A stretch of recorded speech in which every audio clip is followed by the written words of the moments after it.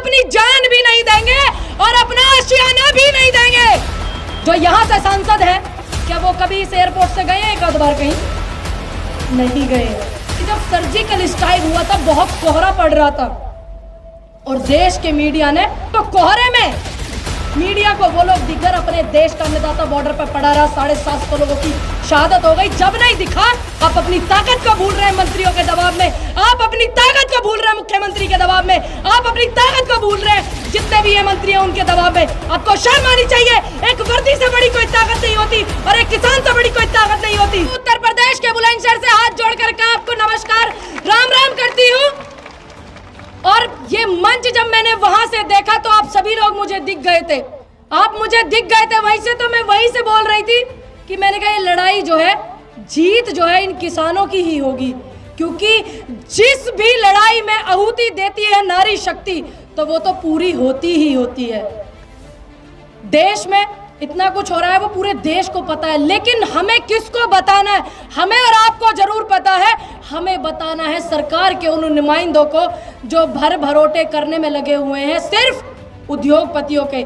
मैं यहाँ के प्रशासन से पूछना चाहती हूँ कि जिस भी भाई ने इस महिला के साथ, इस बेटी के साथ में बदसलूकी की है, सुनीता बैठी हुई है यहाँ पर, बेटी बहन हमारी छोटी, किस हैसियत से, क्या इतना गुमान हो गया आपको? इस वर्दी का सम्मान ऐसा देश का कोई नागरिक नहीं होगा जो नहीं करता होगा। इस वर्दी का सम्मान हर बेटी करती है। तो इस वर्दी के चोले में भीतर घुस करके किस दरिंदे ने इस बेटी के साथ बदसलूकी की? आज इस समय में है किसी की इतनी औकात जिसने बदतमीजी की और वो ये कह सके खड़ा होकर के कि हाँ मैंने इस बेटी के साथ बदतमीजी की है? कोई नहीं होगा। मैं चैलेंज के साथ कहती हूं कि कोई नहीं बोलेगा कि हाँ हमने की है, क्योंकि कुछ लोग जो होते हैं, मैं मानती हूँ आपकी समस्या और आपकी परेशानी, जितने भी मेरे प्रशासन के भाई खड़े हैं, कि आपको ऊपर से फोन आता होगा और आपको परेशानी बहुत ज्यादा होती होगी, क्योंकि हम लोग तो आजाद हैं, 1947 में हो गए थे। आप लोग थोड़ा बंद गए हैं जिस दिन से नौकरी करने लगे हैं, लेकिन जमीर को जिंदा रख करके कीजिए, क्योंकि एक बेटी आपके घर में वो भी होगी जो आपको धरती पर लेकर आई है, एक बेटी वो भी होगी जो आपकी कलाई पर राखी बांधती है। तो इतनी दरिंदगी बिल्कुल ठीक नहीं। और आज के जो मुद्दा है, मैं उस मुद्दे पर आती हूँ। यहाँ पर जो इतने सारे गांव प्रभावित हैं, मैं ये पूछना चाहती हूँ अपने उत्तर प्रदेश के मुख्यमंत्री और देश के हमारे प्रधानमंत्री जो है उनसे, कि पासी में एयरपोर्ट जो है उसका दौरा कितनी बार किया? सिर्फ योगी जी और मोदी जी के सिवा कौन सा हवाई जहाज वहां से उड़ाया? आप लोग यहीं के रहने वाले हो, आप ईमानदारी से बताइए कि कोई जहाज उड़ाया कि नहीं?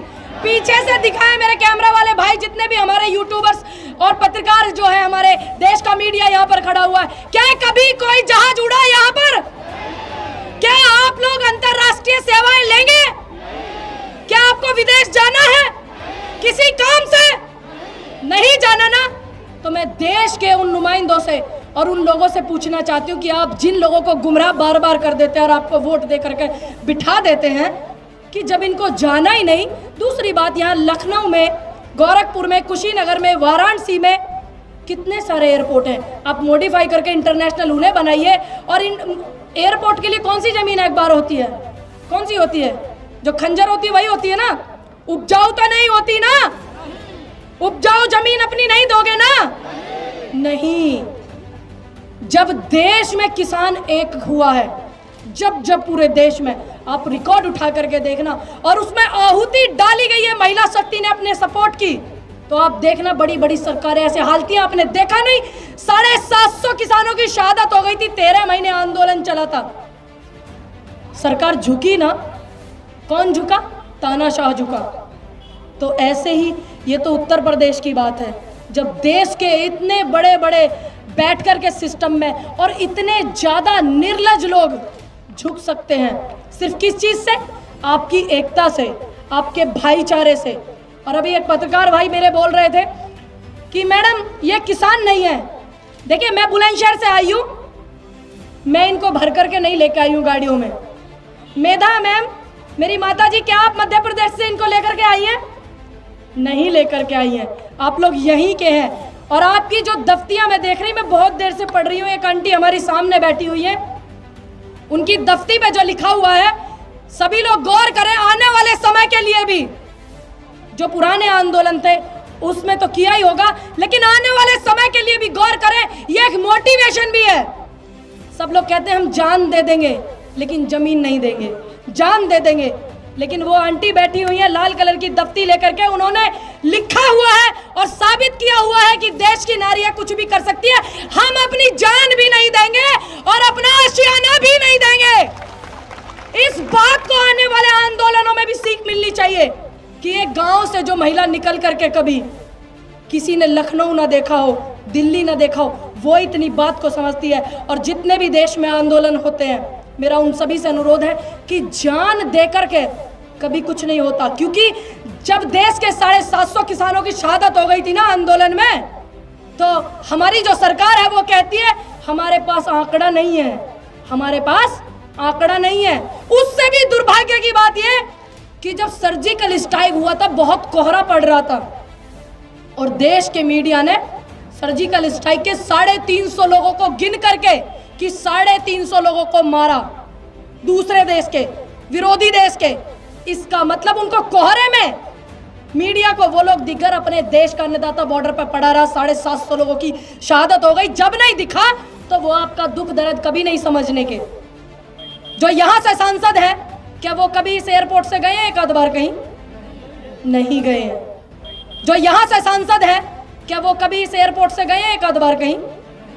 नहीं गए हैं। जो यहां से सांसद है, क्या वो कभी इस एयरपोर्ट से गए एक आध बार कहीं?